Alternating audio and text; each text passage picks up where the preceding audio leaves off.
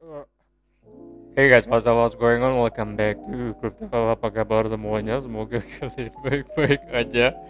Suara gue kenapa kayak jadi suara Om Hel gitu ya? Oke, kita akan kembali lagi update pergerakan Bitcoin hari ini bagaimana. Gue tadi udah memberikan update tentang on-chain bulan September kemarin. Mudah-mudahan pada bulan ini kita akan mendapatkan pergerakan pasti dari Bitcoin karena sekarang itu aduh sangat-sangat boring ya guys ya. Oke, tanpa banyak bacot lagi kita akan membahas on-chain-nya.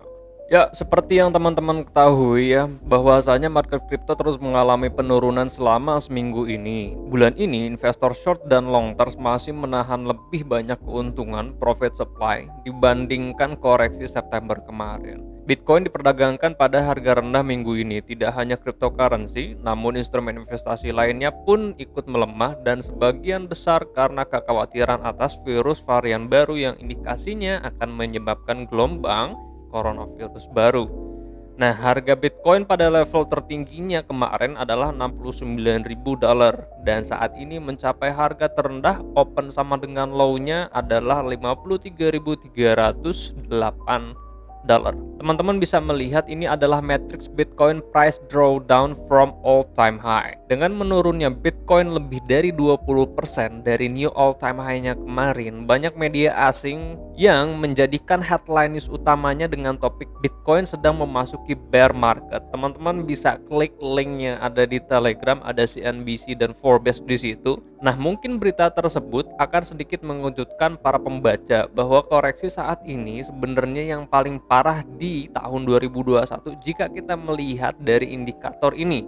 Ya, walaupun ada beberapa investor yang mengatakan bahwa koreksi ini adalah hal yang wajar jika dibandingkan dengan bulan-bulan sebelumnya, sell off di bulan Januari, Februari sampai dengan April, indikator di atas menurun sedalam minus 24,2% dari all time high sebelumnya. Penurunan tajam tahun ini ya jelas pada bulan Mei sampai dengan Juli yang dimana market menurun sedalam 54% pada posisi terendahnya di kisaran 28.800. Koreksi terbaru pada bulan September sebenarnya adalah yang terdalam kedua karena turun sedalam minus 37,2% jika dibandingkan dari bulan April kemarin. Nah, pada bahasan berikutnya kita akan membahas derivative market, short term holders dan long term holder. Penting banget untuk kita perhatikan keadaan Bitcoin derivative market karena market tersebut sering banget menjadi faktor volatilnya pergerakan harga pada suatu instrumen karena penggunaan leverage yang berlebihan. Di option market, kita selalu melihat nominal open interest di antara $12 billion dan $14 billion sepanjang Oktober dan November kemarin. Namun total open interest dalam minggu ini sudah turun menjadi sekitar $10 billion setelah berakhirnya kontrak tanggal 26 November kemarin. Di saat denominasi BTC, future open interest berada di bawah level all-time highs mencapai nominal total di atas 400k BTC. Denominasi BTC dilakukan untuk menghilangkan pengaruh harga koin pada matriks ini, seperti coin margin contract, dan membantu dalam mengidentifikasi periode leverage dan deleveraging yang naik begitu cepat. Perhatikan highlight pada chart di sini, sejumlah tekanan short and long squeeze yang dimana open interest menurun pesat karena volatilitas harga yang memaksa traders dan investor segera menutup posisi trading mereka. Resiko penggunaan leverage pada future market di saat harga berada posisi all time high adalah harga yang cenderung sangat volatil dan menurun. Dapat dilihat dari contoh sebelumnya yang dimana open interest naik melebihi 350k BTC. Namun untuk semua future positions, buyer rasionya 50-50 dengan seller.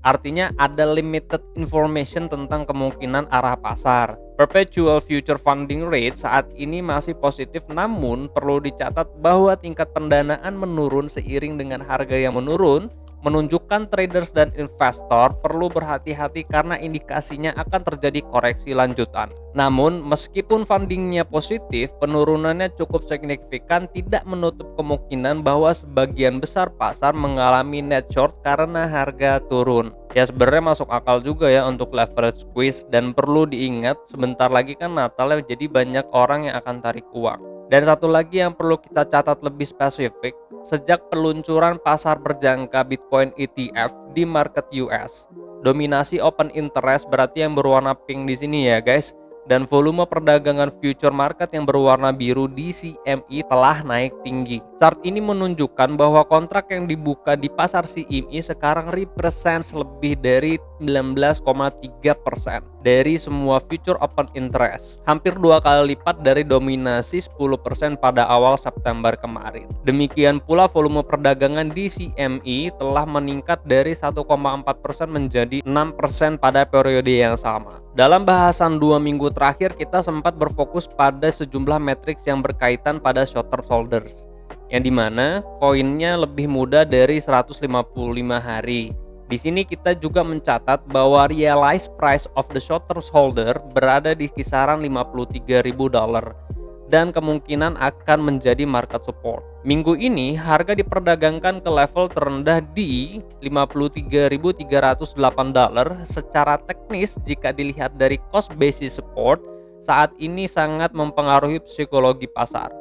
Retest kali ini adalah yang kedua kalinya di garis support STH realized price yang memiliki kesamaan histori seperti tahun 2017 kemarin. Ada kesamaan behavior pada on-chain yang kita lihat. Melihat secara keseluruhan realized profit and loss, kita dapat melihat ada 2 indikasi baru yang kemungkinan terjadi. Perhatikan realisasi laba yang berwarna hijau. Menurun bersamaan dengan harga yang terkoreksi berpotensi menandakan penurunan profit taking. Dan yang kedua, realisasi kerugian yang berwarna pink melonjak menjadi $800 juta per hari, mirip dengan aksi jual yang terjadi di bulan April sampai dengan Juli 2021, tetapi jauh lebih rendah dari aksi jual bulan Mei kemarin. Taker buy volume menurun, trading volume menurun, top spot buyer banyak yang flush out atau keluar market untuk beberapa waktu ke depan. Jika melihat lebih detail dari STH atau short term holder, rasio profit loss STH telah menurun minggu ini. Hal ini menunjukkan bahwa adanya pengeluaran STH realizing losses on net. Chart ini mirip dengan chart STH realized price yang menunjukkan bahwa saat ini trader atau investor sedang menguji keyakinan market untuk kembali ke harga atas atau sebaliknya. Saat ini yang dibutuhkan adalah kepercayaan dan kekuatan pasar untuk mendongkrak harga kembali naik. Jika tidak, kemungkinannya akan ada aksi jual berikutnya. Sementara saat ini market sedang menguji keyakinan short term holder, sebenarnya market saat ini sedang dalam posisi yang lebih sehat kalau dibandingkan dengan koreksi September kemarin. Proporsi total supply yang dimiliki oleh STH yang sudah berada pada kondisi profit telah meningkat 60%. Dari 5,78% supply yang beredar di bulan September menjadi 9,20% pada hari ini. Supply STH yang hilang juga sudah menurun dari 12,3% menjadi 9,6% dari supply yang beredar. Dalam kondisi market bull, kombinasi ini biasanya menetapkan pandangan kita dalam jangka panjang yang cukup konstruktif, dan kuncinya saat ini adalah keyakinan dan kekuatan market dalam menahan harga di support 53 ribuan. Di sini kita bisa melihat Bitcoin total supply held by long term holder. Kita dapat melihat bahwa ada peningkatan pengeluaran yang cukup berkelanjutan selama sebulan terakhir. Dari peaknya 13,5 miliar BTC in holding, LTH telah menghabiskan 150.000 BTC. Asumsinya didistribusikan atau diperdagangkan per altcoin maupun stablecoin, setara dengan sekitar 5,8% dari volume yang terakumulasi sejak Maret 2021. Jika dilihat dari kesamaan rincian dengan STH, proporsi pasokan LTH dalam laba juga meningkat sejak posisi terendah bulan September. Sementara supply LTH in profits meningkat dari 72,3% menjadi 75,8% dari supply yang beredar, proporsi kerugian telah menurun dari 9,65% menjadi 5,8%.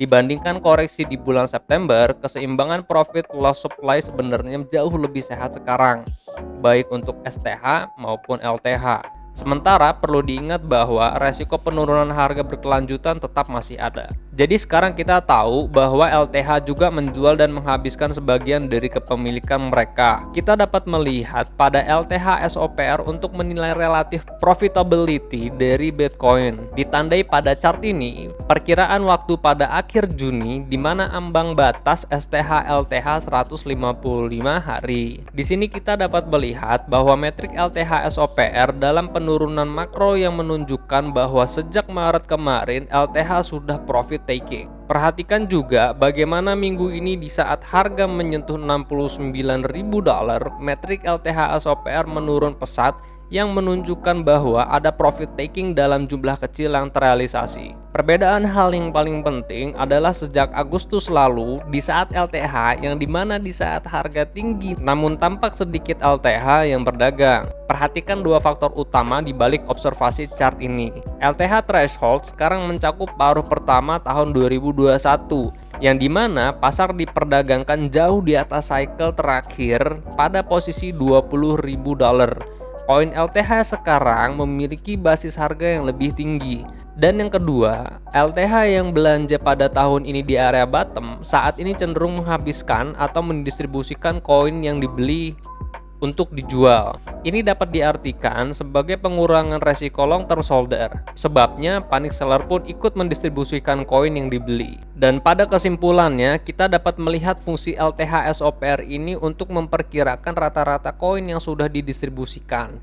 Dengan kata lain, untuk semua koin yang dihabiskan long term holder setiap hari, berapa harga rata-ratanya saat ini? Dengan mengambil rasio harga pasar dan LTH SOPR, kita dapat melihat bahwa LTH spend price naik menjadi 34.400 minggu ini. Kita perhatikan garis yang berwarna hijau. Dan betul, selama masa koreksi ini ada tekanan jual dari long term holder.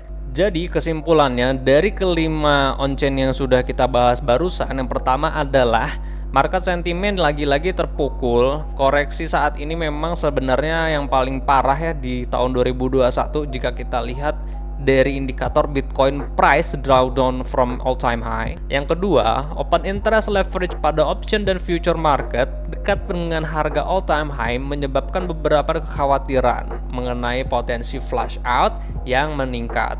Funding rates menunjukkan bias yang sedikit positif yang menunjukkan masuk akalnya skenario long atau short squeeze. Ketiga, pasar telah menguji short term holder pada harga 53 ribuan dolar dan yang kita bisa lihat saat ini memang memantul. Saat ini perlu kepercayaan dan kekuatan market untuk menetapkan bahwa 53 ribu dolar ini adalah support yang mendukung pasar untuk kembali lagi bullish. Keempat, long term holder telah mendistribusikan 5,8% dari supply yang mereka miliki sejak Maret kemarin dan saat ini masih ada ketidakpastian berdasarkan dari chart pattern teknik analisanya. Dan yang kelima, saat ini keduanya long atau short term holders masih memegang profitable supply dibandingkan koreksi September kemarin yang secara umum dapat dilihat harga 53 ribuan sebagai harga yang konstruktif atau support kuat. So ya, jadi untuk kita yang retail, jika memang teman-teman yakin bahwa pada level saat ini adalah support kuat, teman-teman sudah bisa siap-siap untuk mencicil karena potensinya adalah 53 ribuan ini adalah level support kuat untuk saat ini. Sementara market ini akan memasuki fase new moon tanggal 4 sampai tanggal 6, teman-teman harus perhatikan tanggal tersebut. Bila mana terjadi koreksi, maka teman-teman harus menentukan level support 53.300 itu adalah sebagai level support kuatnya. Jadi dari teknik analisa yang sudah kita bahas dalam beberapa minggu terakhir, yang dimana apabila memang pada level 53.300 ini adalah bukan support kuat, kita masih expect bahwa support terkuat itu adalah 48.900 yang memang dimana jika kita ukur berdasarkan penurunan dari C sama D atau dari ABCD patternnya itu memang umum 50% dari tingkat kenaikan keseluruhan ini ya. So wajar aja apabila memang pada level saat ini menurun, teman-teman tidak perlu khawatir. Kalau teman-teman yang di spot market sudah mau mulai nyicil ya dipersilahkan, atau mau menunggu di Fibonacci 0,5 pun ya dipersilahkan, karena gua di harga 53 ribuan itu pun sudah mulai nyicil XRP dan juga Bitcoin. Sementara kalaupun harga menurun ya nggak jauh ya, penurunannya pun hanya berapa persen doang. Di sini penurunan cuma 7%. Kalau di spot market nggak usah pasang stop loss, karena kalau di spot market sendiri gue memang dikhususkan untuk jangka panjang. So teman-teman tidak perlu khawatir tentang hal lain, karena untuk jangka panjangnya Bitcoin ini masih sangat-sangat bullish, dan berdasarkan on-chain memang potensinya ini adalah short squeeze. So ya, semuanya kembali kepada keputusan masing-masing. Do your own research. Semoga analisa ini membantu teman-teman dalam mengambil keputusan. Gua akan kembali lagi update pergerakan Bitcoin di grup Telegram. Untuk teman-teman yang belum bergabung di grup Telegram, linknya ada di deskripsi. Tinggal diklik aja link ID-nya, ikutin step by step-nya. Terima kasih buat teman-teman yang sudah support channel ini untuk terus berkembang. Gua Fai Muhammad. Kalian jangan sakit-sakit terus karena saya teman. I'll see you guys on the next video. Peace out.